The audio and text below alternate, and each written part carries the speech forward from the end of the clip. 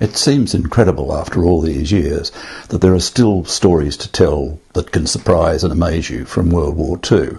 My story is about a village and a plateau in the Haute-Loire region of France, up in the mountains on the eastern side. It's a story of about how people were rescued during World War II. Who and how many?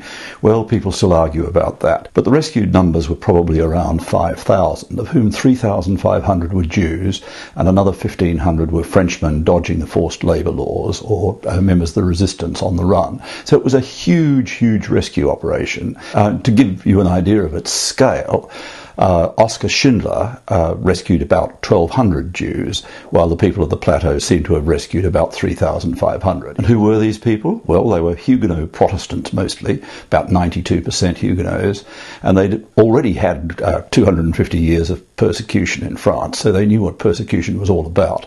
And when they saw others persecuted, they empathised straight away.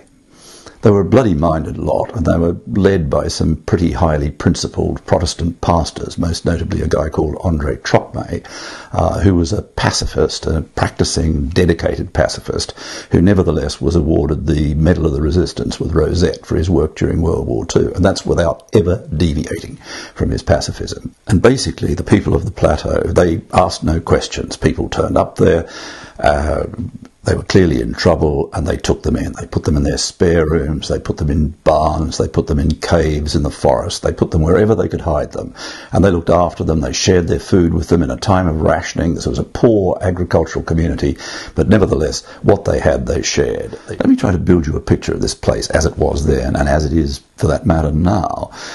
It's quite isolated. There are sort of vast stretches of open country up there, and it's quite unflamboyant, and the first thing you notice when you get into the village is the absence of window boxes. So in any French village you go into, you find geraniums in window boxes.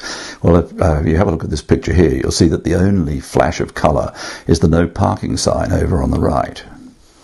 And like all good stories, this one's full of amazing characters. And apart from Trocmé, there were people like Virginia Hall, who was an SOE agent. She was American. She had a wooden leg, which she called Cuthbert. At one point, things became a bit too hot for her. She was working in Lyon undercover as a journalist, and she decided she had to get out. And she used one of the Allied airmen's escape routes to head for Spain. She had to go on foot over the Pyrenees in deep snow, and she got about halfway and felt she had to report back to people in the SOE in London. So she sent a cable off saying, "I'm doing fine, but Cuthbert," her wooden leg, "but Cuthbert is being tiresome." Now, whoever got this message at SOE didn't know about Cuthbert because he sent back a message with a nice touch of ruthlessness saying, "If Cuthbert being tiresome, have him eliminated." There was a young Latvian Jew called Oskar Rozovsky, 18 years old. He lived in Nice, and his only ambition was to be a doctor, but under Vichy law he wasn't allowed to study. So he got a job as a typewriter repairman. He worked in the local prefecture.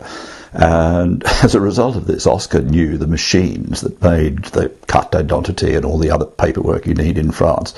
He knew the machines that made it literally inside out. And so when he got to the Chambon-sur-Lignon, he volunteered to set up a forgery bureau, and he was really one of the most successful forgers of World War II. He estimates he knocked out about 5,000 sets of false papers.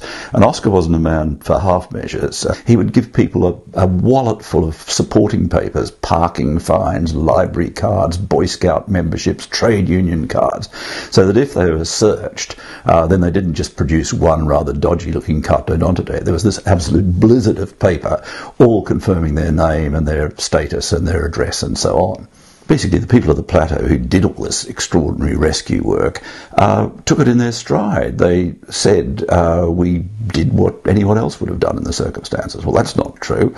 What anybody else did in the circumstances was to look the other way and hope the problem would disappear. But immediately after the war, the Protestants who'd done the hiding saw no purpose in talking about it. And the Jews who'd been hidden, they simply scattered, and all they wanted to do was forget about World War II. As a result, I've tried to tell this story in as conversational a way as I can. I write just as I'm talking to you now. I'm not an historian. You won't find the books plugged full of footnotes. I'm essentially a journalist, and I'm here to communicate. I had fun writing this book, and I hope you'll enjoy reading it. One of the best things has been the really warm reaction I've had all around the world, in France, in Australia, in Britain, in America, to the book. And I'll leave you going out on a high note, as it were, with the words of Thomas Keneally, the author of Schindler's List. This is what Tom had to say.